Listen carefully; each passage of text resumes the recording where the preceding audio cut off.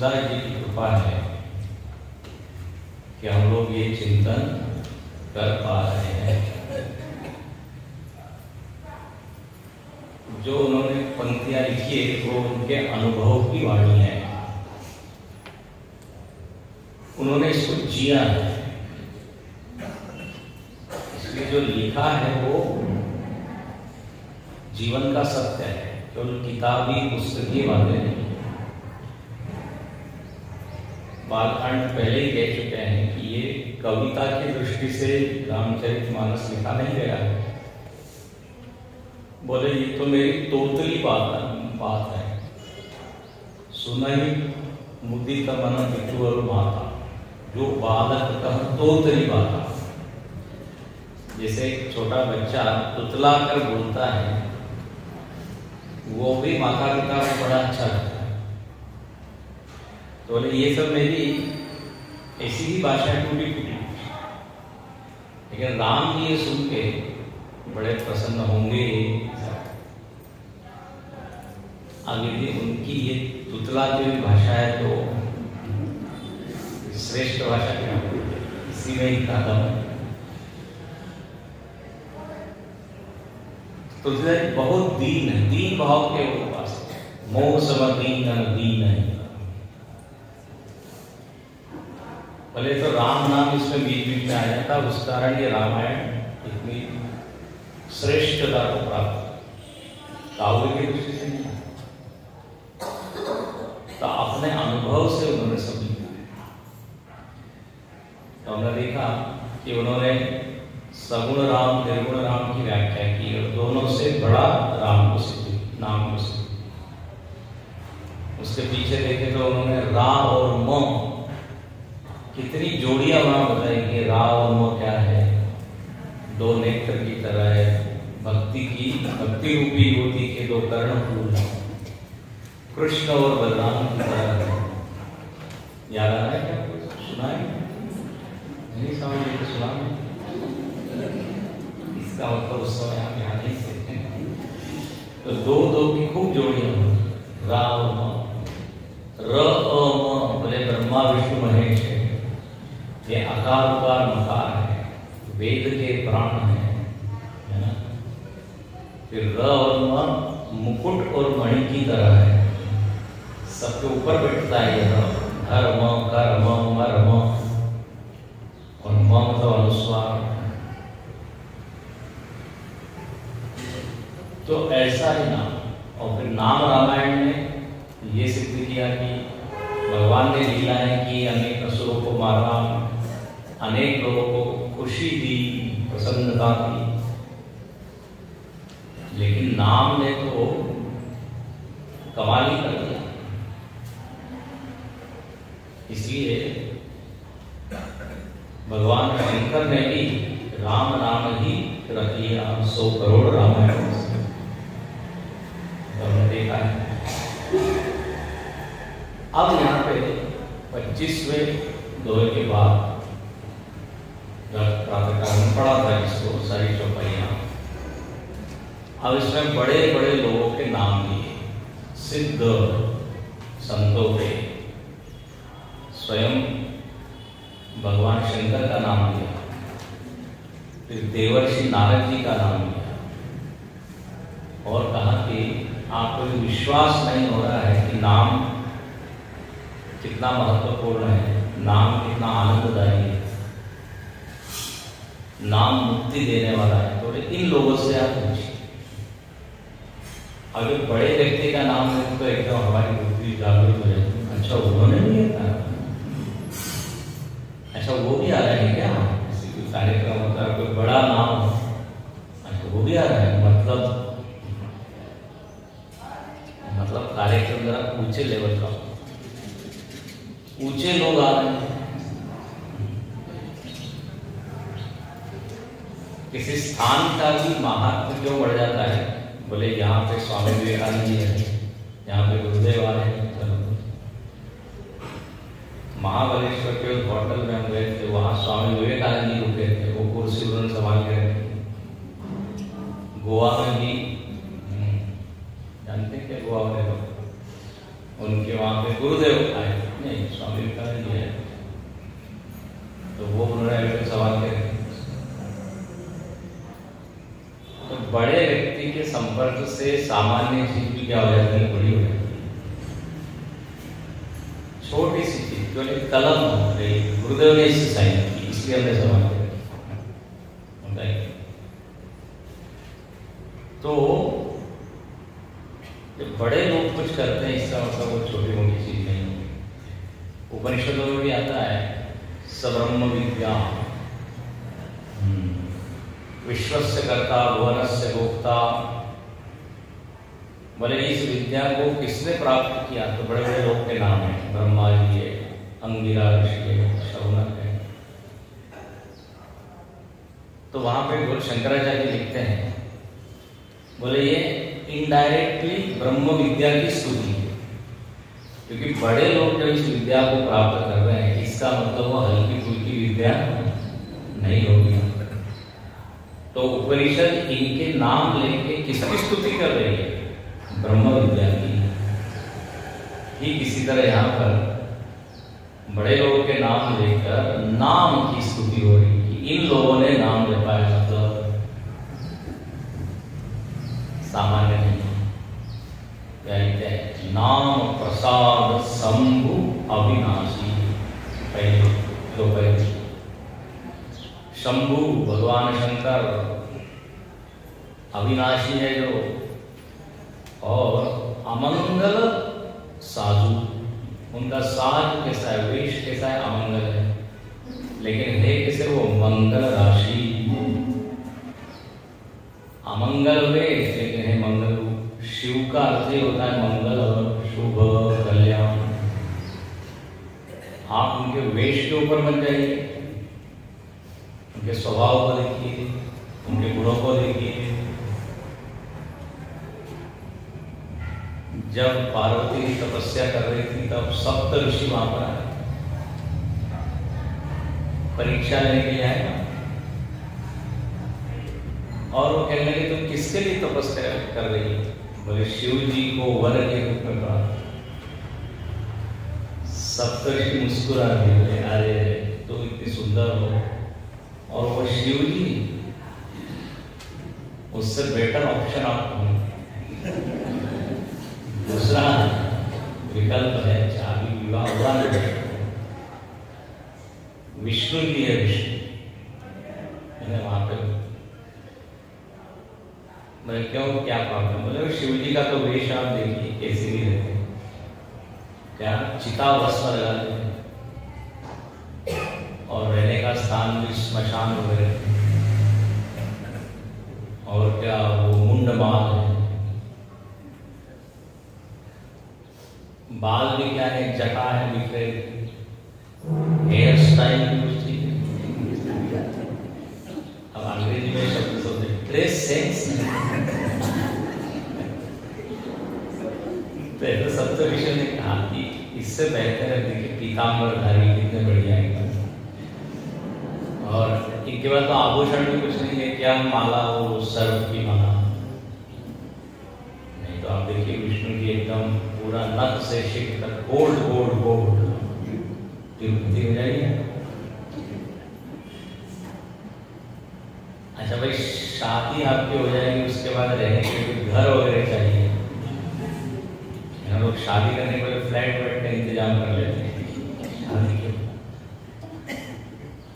तो शिव जी के पास कुछ है नहीं,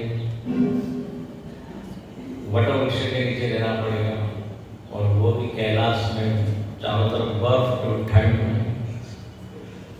तो मतलब किसी भी दृष्टि से क्या है, शिव जी के वजह से तो ऐसा अमंगल, तो बहुत वर्णन किया है दोस्तों ने शिव विवाह के प्रसंग में, बहुत ही मजेदार विनोदी। लेकिन उमा पार्वती ने क्या कहा, बर रहो समुनत रहो कुआरी, जन्म जन्म लगी रगड़ हमारी। बोले जो भी हो, हमने तो उनका चुनाव कर लिया, अब जो भी बने तो रघुवीर थे, बने बिगड़े तो प्रभु तुलसीदास। और बनी हुई में क्या, जिसका हम बन गए ठीक है, बिगड़ जाए तो बिगड़ जाए, लेकिन अब हमने उनका वर्णन किया है। बोले जन्म जन्म तक मैं शिव जी को ही चाहूंगी, नहीं तो कुंवारी रहूंगी। ये मुमुक्षु जो होता है, तीव्र मुमुक्षु का वर्णन है कि उसको और कुछ नहीं चाहिए। तो ये सब मैं क्यों कह रहा हूं कि सब दृष्टि से अमंगल दिखते हैं शिव जी, लेकिन मंगल राशि मंगल रूप है। बोले क्यों? नाम प्रताप, क्योंकि राम जी का नाम है, और राम जी का नाम कैसा है? मंगल भवन मंगल। चुप कर जाए, रामायण सीरियल त्रवहु सुदशरथ अति रवि।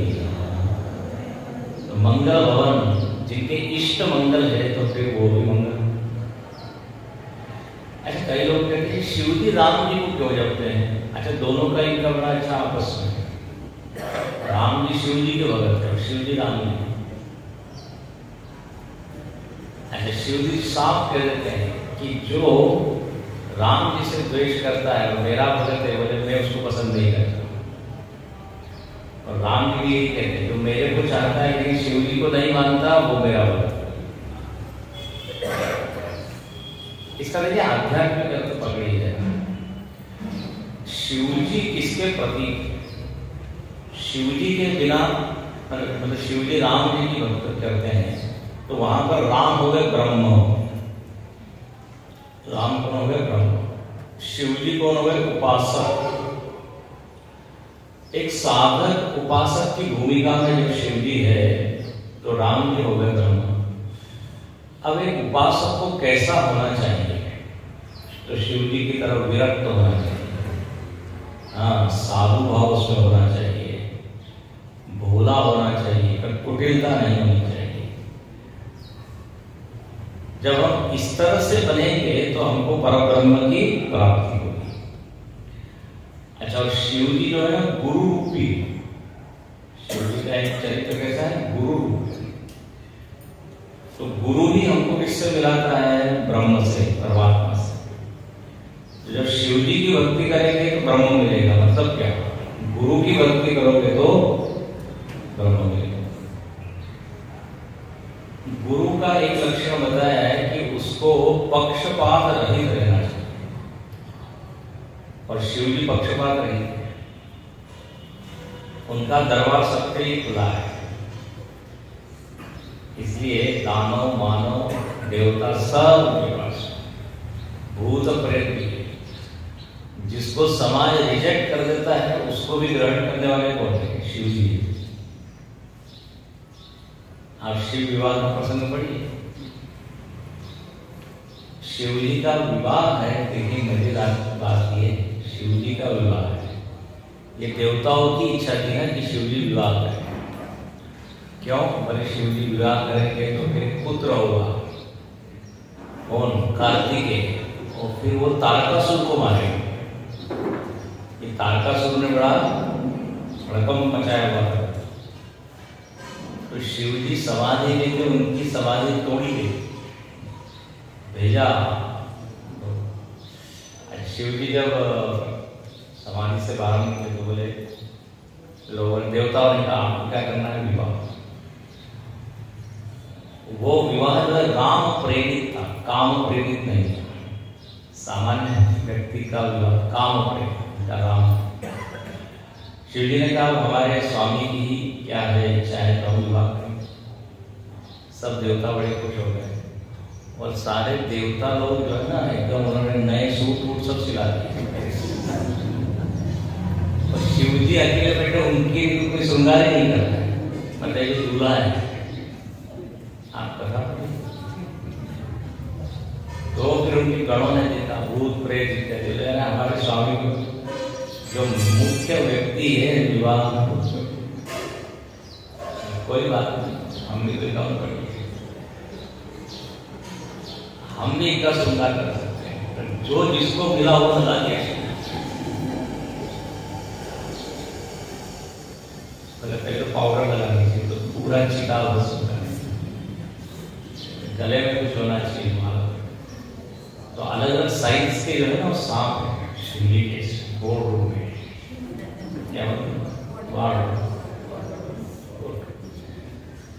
तो वो लोग पहना छोटे थे, वो इधर काम में लगा छोटे छोटे सांप, एक को इधर ऊपर बिठा दिया, उसका जब तक दीवानी में यहीं बैठना है। तो मजा है, शिव जी भी आनंद ले रहे। कहना यह है कि सबको स्वीकार करते हैं और ये बारात ऐसी अजब, ये देवता लोग पहले ही चले हैं, दूल्हे को छोड़ दिया, इनको जाने की पहले तैयारी करते, रहने की व्यवस्था कैसे, सबने ऑक्युपाई कर लिया, अच्छे रूम सब एसी वगैरह, बहुत उन्होंने तैयारी की थी हिमाचल में। अच्छा मैं जब शिव जी की बारात में सब देवता लोग बड़े सज धज के गए, अरे वाह बाराती यदि इतने हैं तो बढ़िया सुंदर, तो फिर दूल्हा कितना सुंदर हुआ, सब लोगों ने ऐसा अनुमान किया। लेकिन जब वो बारात आई, दूसरे टाइप के बाराती आने तब तो सारे भागे। शिव जी को देख के वो मैना वो थाल बन गिर गई। क्या मैं शिव विवाह पर नहीं पसंद कथा कर रहा हूँ। तो शिव जी के वेश, उनका परिवेश तो ऐसा है, लेकिन सारे देवताओं के आदरणीय है महादेव, क्योंकि नाम प्रताप असंभव नाम। तो शिव जी, जिसमें कह रहा था शिव जी की भक्ति के बिना राम जी नहीं मिलते, तो गुरु की भक्ति, गुरु को ऐसे होना कि सबको स्वीकार करे, विरक्त रहे। बहुत कुछ शिव जी का देखिए, उनकी जटा में गंगा है, तो ज्ञान है, तो ऐसा हमारा व्यक्तित्व हो जाए तो फिर राम जी मिलेंगे। इसलिए शिव जी के बिना राम, अच्छा राम जी के बिना शिव जी नहीं मिलेंगे, इसका क्या अर्थ है?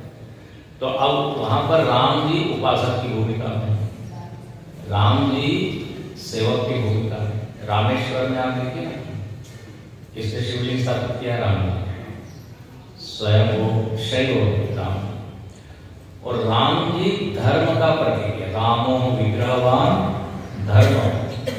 अब इससे बड़ा अच्छा है, जब तक आप राम जी की भक्ति नहीं करते शिव जी नहीं मिलते। अब यहाँ शिव जी हो गए ब्रह्म, राम जी है धर्म, बहुत सुंदर है।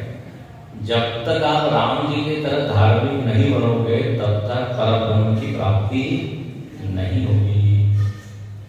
इसलिए राम जी की भक्ति करो, मतलब राम जी के सारे गुण अपना।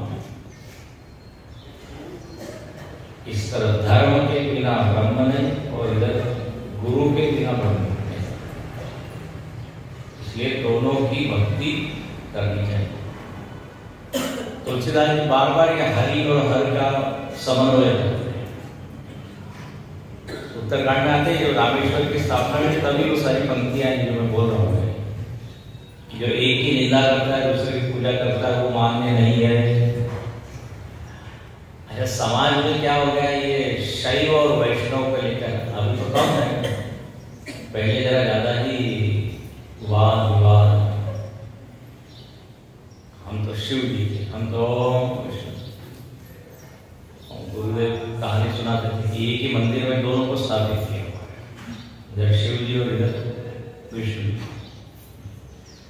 तो जो विष्णु जी का भक्त आता था तो पहले इधर शिव जी को बैठ जाता था और शिव जी के नाक में रुई लगा देता था और फिर इधर आके अगरबत्ती घूमता था। मतलब समझे, ये it is only for him, not for him. धुआं उधर, इधर का था वो पहले इधर। ये तो क्या है, लेकिन मजेदार बात है दोनों प्रसन्न हो गए, दोनों भक्तों के ऊपर। बोले कम से कम इन दोनों ने जीवन तो माना, मूर्ति नहीं मानी, जीवन तो जीता नहीं। वास्तव में श्वास ले रहे हो, अगरबत्ती कर रहे। तो जब ये यहाँ पे आया कि कई लोग कहते शिव जी क्यों राम जी का नाम ले रहे हैं और राम जी को शिव जी की पूजा कर रहे हैं, प्रश्न आता है। तो उसका अध्यात्म तो साधु अमंगल मंगल राशि, नाम का जप करते करते शिव जी भी पूज्य हो गए, शिव जी भी मंगल हो गए। अच्छा फिर आगे देखिए, सुख सन कादि सिद्ध मुनि जोगी, बताइए एक ही लाइन में सबके नाम प्रसाद ब्रह्म सुख भोगी। और ये सब बड़े बड़े योगी है लेकिन है भोगी। देखो ना एक ही पंक्ति में योगी और भोगी, तो ये कैसे क्या? तो ये भोग करते हैं किसका? ब्रह्म सुख, ब्रह्म सुख का भोग करते हैं। भोग मतलब किसी चीज में आनंद लेना, जो भगवान को आप भोग लगाते हैं। आप संगीत का भोग करते हो, साहित्य का भोग करते हो। हाँ, भोग मतलब अनुभव करना, ये भी होता है। तो ब्रह्म सुख का आनंद ले रहे हैं, ब्रह्म सुख का भोग कर रहे हैं। कौन लोग? ये बड़े बड़े लोग। बोले तो किसके कारण से ब्रह्म में रह रहे हैं, ब्रह्म का आनंद ले रहे हैं? नाम, इन लोगों ने खूब नाम, धुआंधार नाम, हजारों करोड़ों बार नाम। तो उस नाम के प्रभाव से अब पीछे आया था निर्गुण ब्रह्म उनको क्लियर हो गया, सो प्रकट हो गया। अच्छा तो अब ये कौन कौन लोग हैं? बोले ब्रह्म ज्ञानी लोग। सुखदेव जी, सुखदेव जी तो ऐसे हैं, अब आप भागवत पढ़िए सुनिए, तो दिगंबर वेश में विचरण करते हैं, 16 वर्ष की आयु में। उनको देह का भान भी नहीं है ना? कथा जानते होंगे आप, जब वो सारी स्त्रियां स्नान कर रही है तब सरोवर में व्यास जाए तो सब लोग लज्जित हो गए, वस्त्र धारण करते हैं। सुखदेव जी ने तो कुछ नहीं। अच्छा सुखदेव जी की आयु कितनी कम? व्यास जी के पुत्र है। बोले आपको कोई फर्क नहीं पड़ा सुखदेव जी उधर से? बोले उनको क्या स्त्री और क्या पुरुष, वो दोनों के परे है। ये सुखदेव जी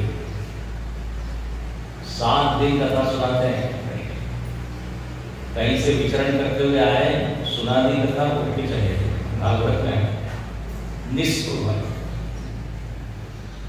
सुखदेव जी कथा करते तो वहां वर्णन, सब बड़े बड़े ऋषि लोग कथा सुने। तो सुखदेव जी नाम के कारण इतने बड़े हुए। फिर सनक आदि, बड़े बड़े लोग के नाम लिए हैं। सनक आदि, सनक सनातन, सनक सनंदन, ये 4 ऋषि। ये चारों ऋषि दिखते हैं छोटे छोटे बालक की तरह, लेकिन इनकी आयु कितनी मालूम नहीं। ये सनकादि ऋषि केवल एक ही नाम का स्मरण करते हैं, वो है हरि शरणम। हरि शरणम, हरि शरणम, बोलिए हरि शरणम, हरि शरणम, हरि शरणम, हरि शरणम, हरि शरणम, हरि शरणम, हरि शरणम, हरि शरणम, हरि शरणम, हरि शरणम, हरि शरणम, हरि शरणम,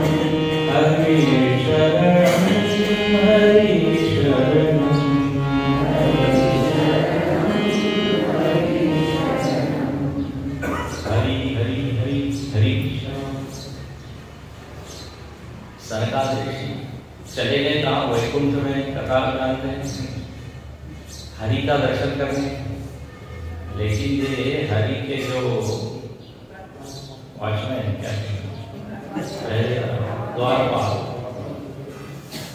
जय विजय, उन्होंने कहा आधार कार्ड बताइए, ऐसे कैसे प्रवेश हुई है? आइडेंटिटी कौन है, कहाँ से, ऐसे ही प्रवेश। अब ये सनकादि ऋषि हमेशा हरि में रहने वाले, उनको बड़ा गुस्सा आ गया, हमके हमारे लिए भगवान को तो मालूम नहीं था ना। अब वो कथा की हुई, सनकादिक ऋषि ने श्राप दे दिया, जय विजय 3 जन्मों तक तुम क्या हो जाओ, असुर। शिशुपाल दंतवक्र एक बार रावण को मकर, एक बार हिरण्याक्ष हिरण्यकशिपु, 3 बार ये। तो भगवान को मालूम पड़ा है ऋषियों का अपमान क्या, बहुत ही उनको बुरा लगा। बोले क्षमा कीजिए, क्षमा कीजिए, ये हमारे जो है पहले बार इनको समझना चाहिए। अच्छा, भगवान ने क्या कहा? बोले ठीक ही आपने किया, इनको दंड दिया, लेकिन ऐसा है यदि सेवक कोई गलती करता है तो उसमें स्वामी का भी अपराध होता है। हमने ठीक से ट्रेनिंग दी नहीं है किसको रोकना चाहिए, किस गलती से मेरी भी है, तो मैं 4 बार जन्म लूंगा, 4 बार। तो शिशुपाल दंतवक्र को मारने के लिए कृष्ण के रूप में आए, हिरण्याक्ष को मारने के लिए वराह के रूप में आए, हिरण्यकशिपु को मारने के लिए नरसिंह रूप में। 3 हो गए। बोले एक और दूंगा, रावण कुंभकर्ण के लिए राम के। तो देखिए भगवान भी इन ऋषियों को कितना ऊंचा स्थान देते हैं। सनकादि, फिर कहते हैं सिद्ध मुनि, जितने भी सिद्ध मुनि लोग हैं वो सब भी नाम के कारण ही कितने ऊंचे हुए हैं। ब्रह्म सुख ही भोगी, हम लोग सामान्य चीज का भोग करते रहते हैं, लेकिन ब्रह्म सुख का भोग, ब्रह्म रस का पान करते हैं। इनका मन शुद्ध है, सूक्ष्म। आगे फिर आगे देखिए, एक और देवर्षि का नाम, देवर्षि नारद। नारद जानो नाम प्रतापू, नारद जी जानते हैं नाम का प्रताप। अब बोले नारद जी कौन है? तो बोले देवर्षि है, देव भी है ऋषि भी है। देवता कोटि में भी आते हैं ऋषि। नारद जी को सामान्य मत समझना, लोगों को लगता है नारद जी तो झगड़ा कर रहे हैं, इधर की बात उधर करा, उधर की बात इधर। ये गलत। नारद जी को लोग पत्रकार बोलते हैं, प्रथम पत्रकार, मालूम है? हाँ, नारद जी के नाम से वो ग्रुप भी पत्रकार, हमारे आदि पत्रकार, क्योंकि वो सारी खबर रखते हैं कोई दुनिया। अच्छा, जैसे ये शिव जी का सम्मान सब लोग करते हैं ना, ऐसे नारद जी का भी सम्मान सब लोग करते हैं। चाहे वो देव योनि में चले जाए, राक्षसों के पास चले जाए, किधर भी चले जाए, सब लोग नारद जी का स्वागत करते हैं। आइए आइए आइए। क्यों मालूम है? बोले उधर कुछ खबर सुनाई नहीं है, आप जानते हैं। नारद जी पक्षपात, पत्रकार बंधु लोग होते हैं, हम किसी पार्टी के,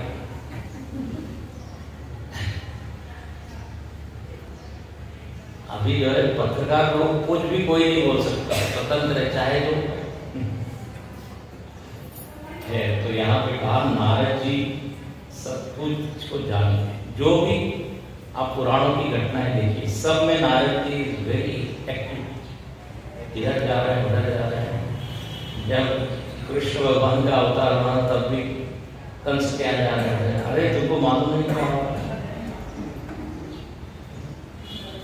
बोले कुछ ने आठवां हमको मारे। अरे 8वां ध्यान रखना भैया, तो कौन सा 8वां होगा मालूम? पहला भी 8वां हो सकता है। नारायण नारायण। कंस क्या क्या हुआ? पहला भी 8 लाइन की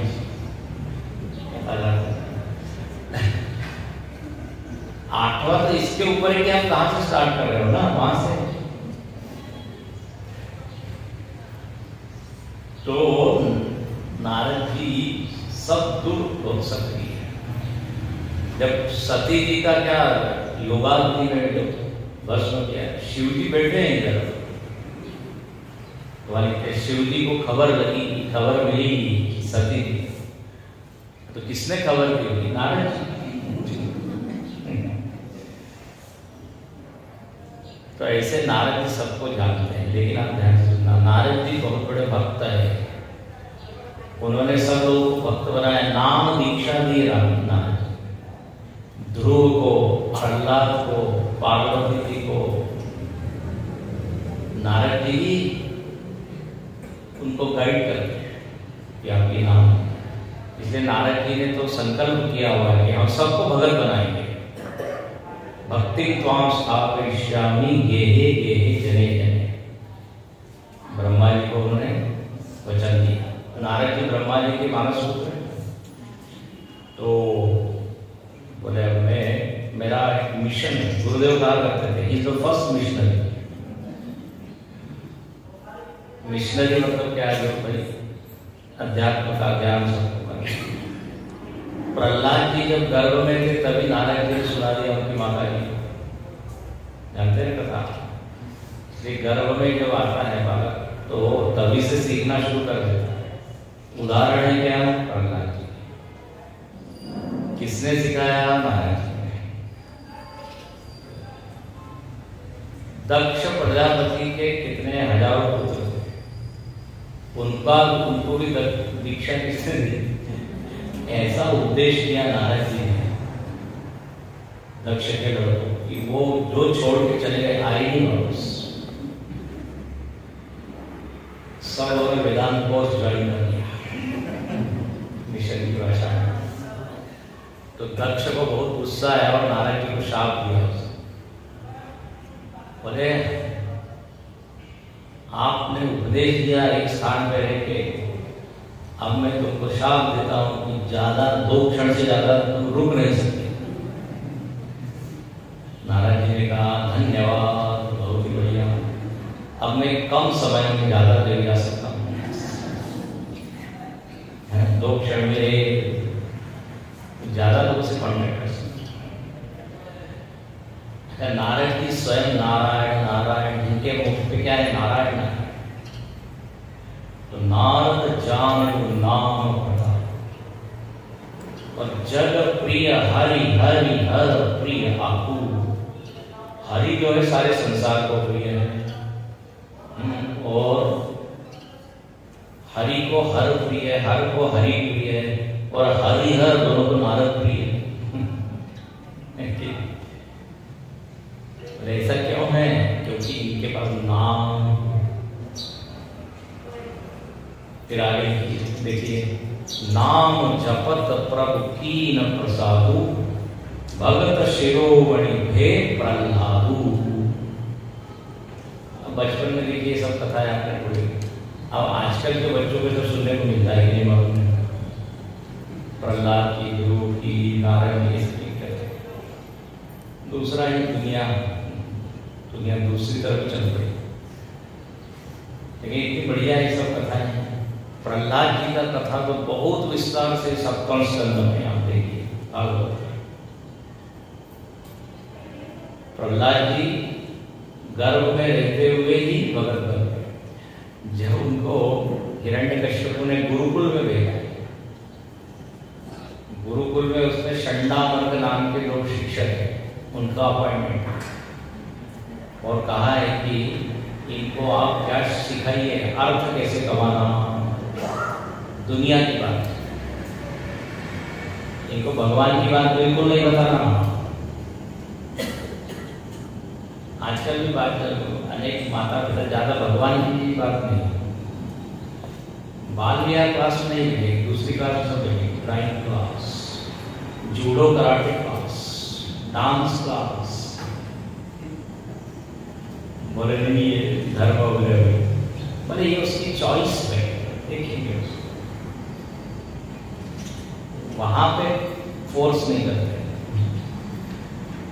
यहाँ पे क्या हुआ, जब प्रहलाद जी को भेजा है गुरुकुल में, शिक्षकों को कहा है कि धर्म वगैरह नहीं सिखाना आपको, लेकिन प्रहलाद जी तो जन्म से इसलिए बड़ी मजेदार वाला है कि जब वो गर्मी की छुट्टियां गुरुकुल में, प्रहलाद जी घर गए तो हिरण्यकशिपु पूछता है, बोले बताओ क्या सीखा तुमने, सिलेबस में क्या था। अब वो प्रहलाद जी तो बस बोले भगवान की भक्ति करनी चाहिए, नाम जप करना चाहिए, मैंने तो यही सीखा। तो हिरण्यकशिपु प्रहलाद पे नाराज नहीं हुआ, टीचर को बुलाएगा, तो ये आप क्या सिखाते हैं, हमने आपको कहा है कि इस तरह की गड़बड़ बातें नहीं सिखाना। हिरण्यकशिपु के लिए सब गड़बड़ है। वो शिक्षक लोग बोलने लगे न मत प्रणीतम न पर प्रणीतम नैसर्गिकी इयं मति। बोले हमने तो कोई ये पढ़ाया नहीं, ये तो बोल रहा है हमने नहीं पढ़ाया। बोले आपने किसी पड़ोस के स्कूल से कोई गेस्ट स्पीकर होकर बुलाया, शायद उन्होंने भाषण किया हो तो कुछ नहीं बुलाया। बोले फिर ये सब ये क्या भगवान और भक्ति और जप और पूजा और पाठ। बोले नैसर्गिकी, इसकी मति तो नैसर्गिक जन्म से। फिर उनको आने जाओ, ठीक है अभी इसको सुधार हुआ, फिर से फिर दूसरी बार जब फिर पूछा उससे हिरण्यकशिपु क्या सीखा। उसके पहले बार बहुत आता है यातनाएं, बाद में भी दी। तब प्रहलाद जी ने क्या कहा, बोले हमने तो यही सीखा है श्रवणम कीर्तनम विष्णु स्मरणम। ये नवदा भक्ति का श्लोक किसने बोला है, प्रहलाद ने।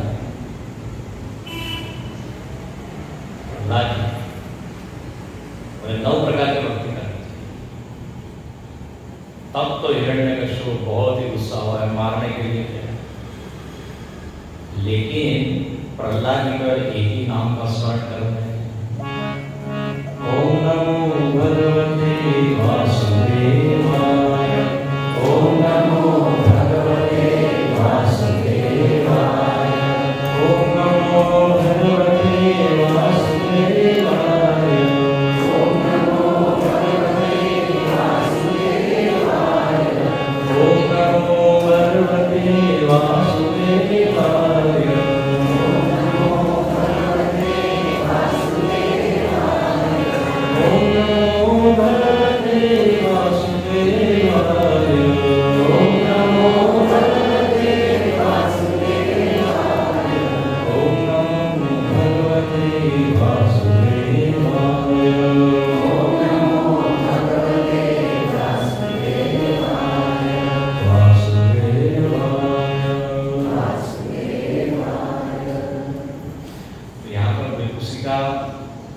संकेत है नाम जपत प्रभु की न प्रसादो।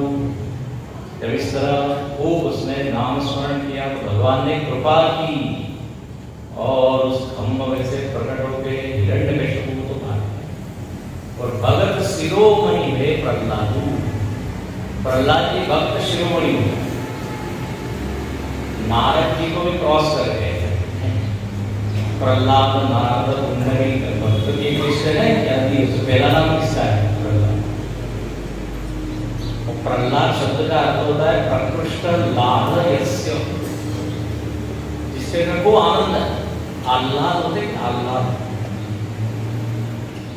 प्रहलाद जी इतने खुश है, इतनी यात्रा सहन करने पर भी, क्योंकि नाम की शक्ति ये नाम जप।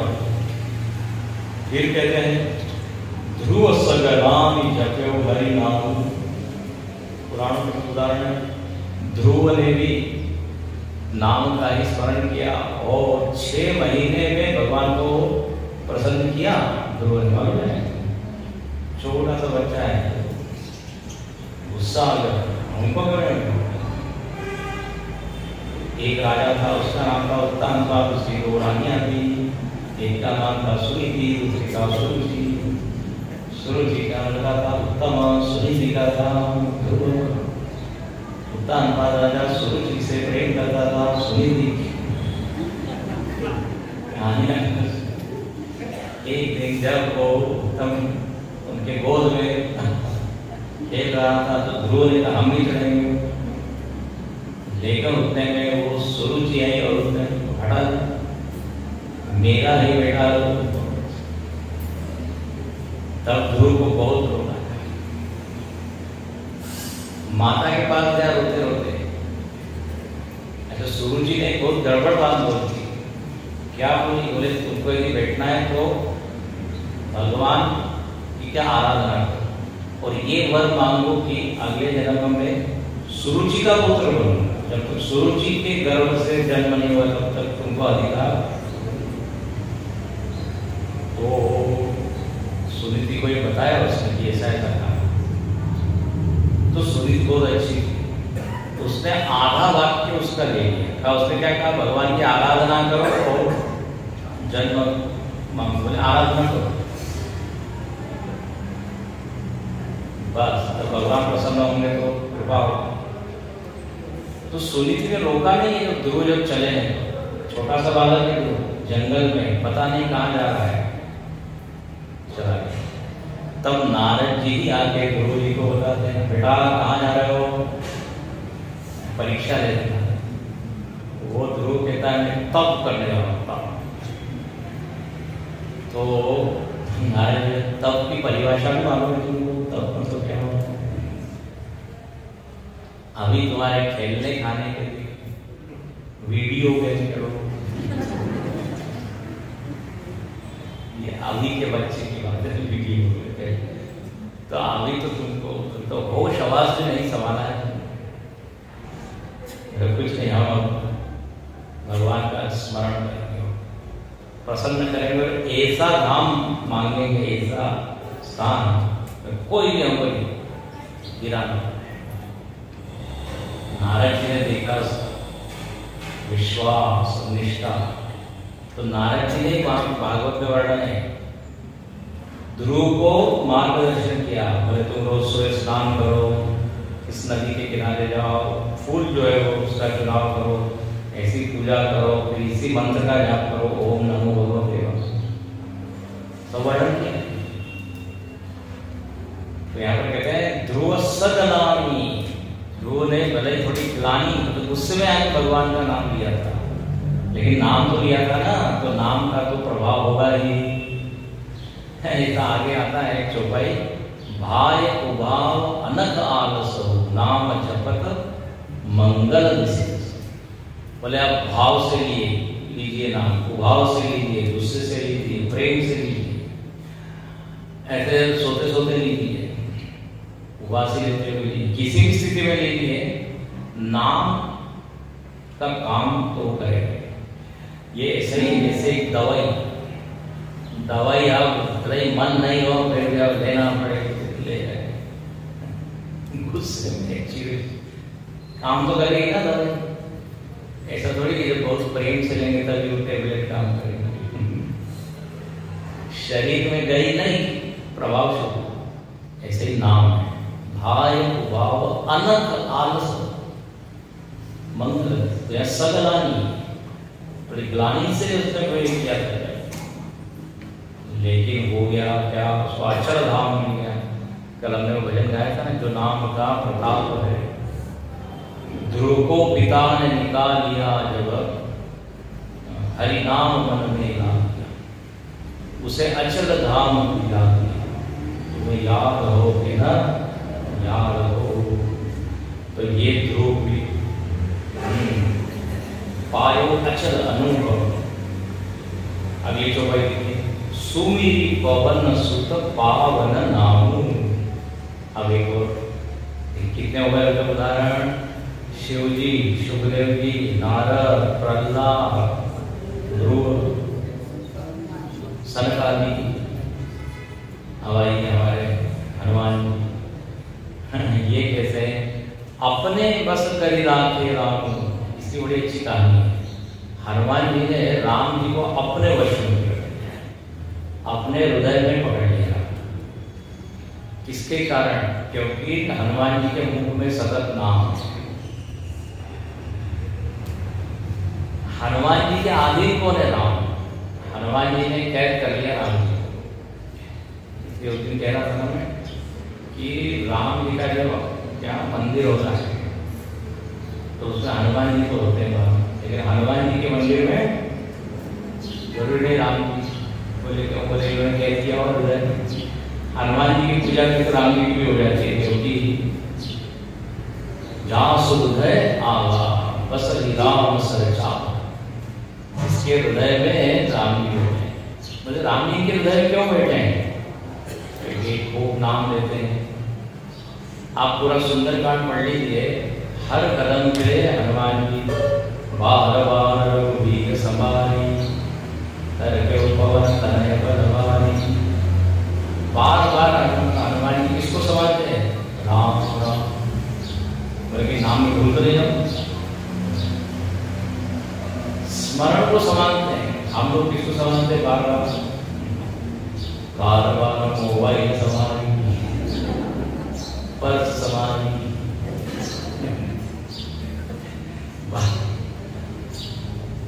वो बार बार प्रविष्टि नगर की ये सब आजा हृदय रात को हृदय में जब निकलते हैं तब भी स्मरण किया और हर कदम पे। तब जो इतना नाम याद कर रहा है तो भाई राम जी कहते आप तो इनके वश करेंगे। अब इसकी कहानी है हृदय में भगवान कैसे पकड़े। तो किसी ने पूछा कि सबसे बड़ी चीज इस दुनिया में क्या है? तो बोले पृथ्वी सबसे बड़ी है। दूसरे ने उत्तर दिया नहीं, पृथ्वी कैसे बड़ी है? पृथ्वी का आधार शेष नाग है, उसके ऊपर पृथ्वी है। तो जो आधार है वो ज्यादा शक्तिशाली होगा ना, तो शेष भगवान से ज्यादा बड़े। तीसरे आदमी का नहीं है, शेष भगवान जो है ये तो शिव जी के गले में कभी कभी बैठ जाते हैं। शिव जी उनको भी गले में धारण कर लेते हैं। मैंने कहा ना शिव जी के पास वैरायटी है। तो अब शिव जी आधार हो गए और शेष आधे हो गए, तो कौन बड़े हो गए? शिव जी। सुनाई नहीं सुना, फिर सुना दीजिए। तो शिव जी बड़े हो गए, कहा कि भाई शिव जी सबसे बड़े हैं, हो गया। नहीं नहीं, चौथे का नहीं है। शिव जी विराजमान होते हैं किसमें? कैलाश पर। तो आधार कौन है? कैलाश। तो बड़ा कौन है? कैलाश। उसके ऊपर शिव जी है ना, बताइए। कैलाश पर्वत बड़ा। छठे व्यक्ति ने कहा नहीं नहीं, कैलाश सबसे बड़ा नहीं हो सकता, क्योंकि कैलाश पर्वत को रावण ने उठा लिया। जानते हैं रावण अपना मसल दिखाने, और जब उसने उठाया तो वो शिव जी का आसन गड़बड़ा गया। ध्यान कर रहे थे पार्वती जी एकदम घबराई हुई, क्या हो रहा है, क्या हो रहा है? शिव जी ने कहा डरो नहीं, हमारा चेला आया है। हमारा चेला आता है तो हमारा आसन ढक। रावण जो शिव ऐसा बदल से गुरु के आसन को हिला देता है। तो बोले कैलाश से भारी कौन? ताकतवर को? रावण। जब रावण इसके आगे तो नहीं। अगले व्यक्ति ने कहा रावण जो है उसको भी मार दिया किसने? राम बाण के का। तो फिर ज्यादा ताकत किसकी होगी? बाण में। तो बाण जो है वो ज्यादा बड़ा। अगले व्यक्ति ने कहा भाई बाण का अपना कुछ नहीं होता, उसकी न कोई दिशा होती है, न शक्ति होती है, तो छोड़ने वाले का सब होता है। तो राम से बड़ा राम का बाण नहीं, उल्टा बाण से बड़ा राम, छोड़ देगा राम। तो राम जी बड़े हो गए फाइनल। यही उत्तर सही होगा ना, सबसे बड़ा कौन होगा? राम। फाइनल उत्तर लॉक कर दिया जाए। तो किसी ने कहा नो, क्यों? बोले राम जी भी रहते हैं कहीं, कहाँ? हनुमान जी के हृदय में। हो तो हनुमान जी का हृदय आधार हो गया, राम जी उसमें। तो कौन बड़े हो गए फिर? तो सब लोगों ने आकर हनुमान जी की क्या स्तुति करनी शुरू कर दी। आप सबसे बड़े सिद्ध हो गए, सबसे बड़े सिद्ध हो गए, स्वयं राम जी आपके हृदय में। अब हनुमान जी को भी बोल सकते हैं कि हम बड़े हैं। हनुमान जी ने कहा राम जी मेरे हृदय में रह रहे हैं क्योंकि मेरे मुख में नाम है। ठीक है ना? तो सबसे बड़ा कौन है? नाम। तो नाम के बाद हनुमान जी, हनुमान जी के बाद राम के तो सबसे फाइनल नाम। इसलिए लिखते हैं अपने बस कर राखे राम सुमिर पवन सुत पावन नाम। पावन नाम स्मरण करने के कारण राम जी इनके हृदय में। देखो अब तक इतने सारे भक्तों के नाम याद रखिए। अच्छा, आगे की दो पंक्ति में क्या है? बोले बिल्कुल गिरे हुए लोग हैं, हाँ पापी लोग हैं, उन्होंने भी नाम के सहारे अपने को अपना उद्धार किया। अब तुम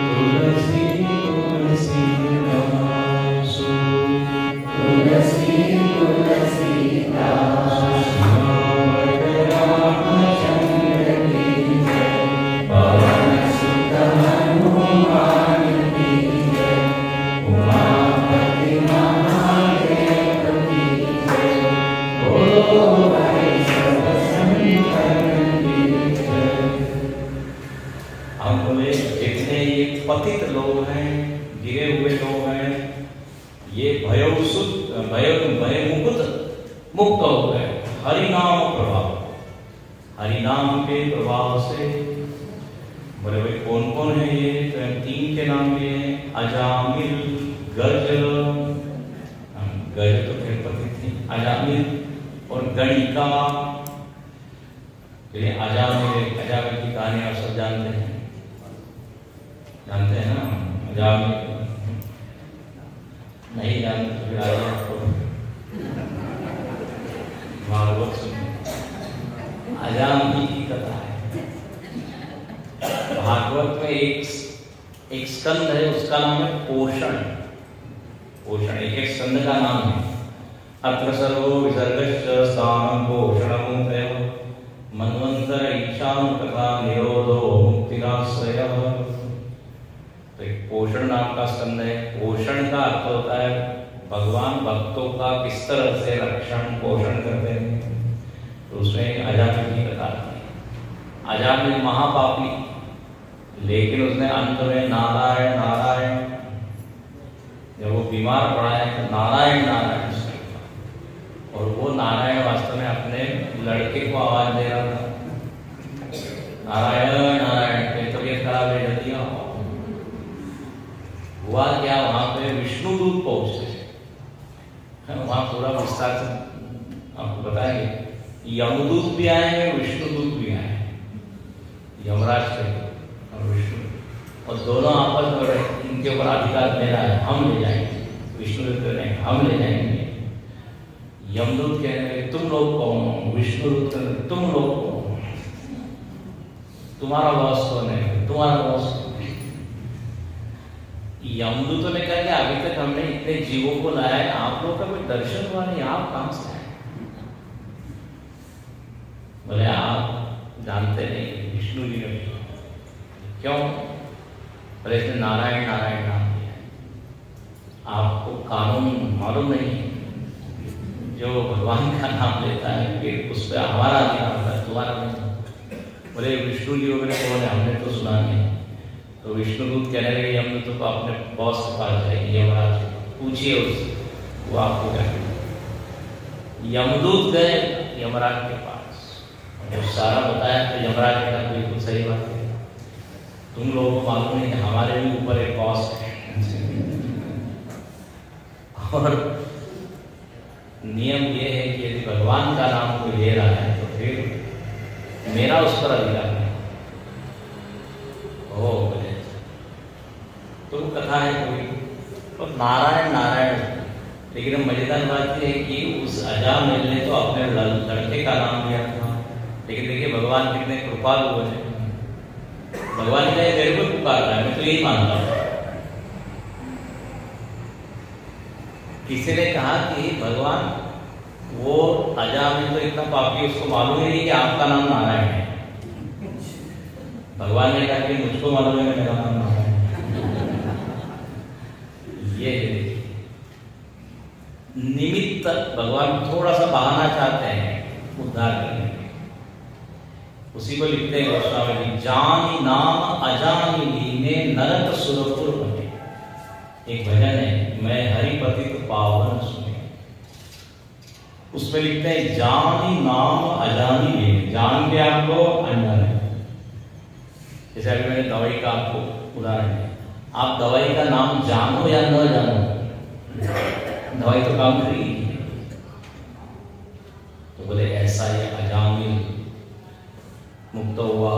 गजेंद्र भी नाम के कारण, गणिका जो वेश्या थी उसकी कथा थी, वो भी जो है मुक्त हुई हरिनाम। और अंत में यहाँ लाइन लिख दी गोस्वामी ने, कहाँ तक मैं कहाँ लगी नाम। अब कितने में उदाहरण दूं, अब मैं यहाँ पे भगवान को पूर्ण करता हूँ, भगवान कुछ जाए नहीं तो लिस्ट क्या है बहुत ही चलती रहती है। लेकिन तुलसीदास जी को मालूम है कि अब एक ही दिन बचा है, विषय पूरा कहाँ तक कहाँ लगी नाम बढ़ाई। अंत में बस यही समझ लीजिए, राम न सकल नाम गुण गाई। कितना उन्होंने देखिए प्रेम पूर्वक ये अपने बुद्धि में कितने कितने ढंग से नाम की महिमा है। तो एक दोहा पूरा और भी बचा है, नाम राम को कल्पतरु कलि कल्याण निवास। भले कल्पतरु है नाम, और कलियुग में तो कल्याण करने वाला है, कल्याण का निवास है। अब गोस्वामी जी ने कहा कि आपने सब पुराने उदाहरण दिए, ध्रुव प्रहलाद सरकार ऋषि का उदाहरण। तुलसीदास जी कहते हैं मैं मेरा उदाहरण, मुझको देखो मैं कैसा था, एक भांग के पौधे की तरह था। देखो तुलसी मतलब क्या होता है, पौधा होता है, और इनका नाम भी क्या है, तुलसीदास। तो देखिए कितना सुंदर है। बोले मैं तो भांग के पौधे के जैसा था। भांग जानते हैं आप, नशा जिसको खाना नशा, हम लोग कहते शिव जी भी लेते हैं। तो भांग नशा वाला वनस्पति। अब भांग जैसे तुलसी बन जाए, तुलसी कितनी पवित्र, विष्णु प्रिया, विष्णु जी के ऊपर जो हमें चलते, तो जैसे भांग से तुलसी बन गई, वैसे ही एक सामान्य तुलसी से तुलसीदास बन गया। अपने आप को कहाँ रखते हैं, भांग की तरह, मेरे कोई गुण नहीं, लेकिन ये नाम की महिमा है कि अब लोग तुलसीदास कहते हैं। तो भयो भांग ते तुलसी तुलसीदास, इसलिए स्मरण करना चाहिए। और अब अंत में यहाँ पे ये कल सुबह देखेंगे, किसी ने कहा महाराज ये नाम की महिमा बता रहे हैं, ये ठीक है, पहले के जमाने में ये नाम बहुत अच्छा था और बड़े बड़े भक्त हो गए, हाँ, सतयुग त्रेता द्वापर।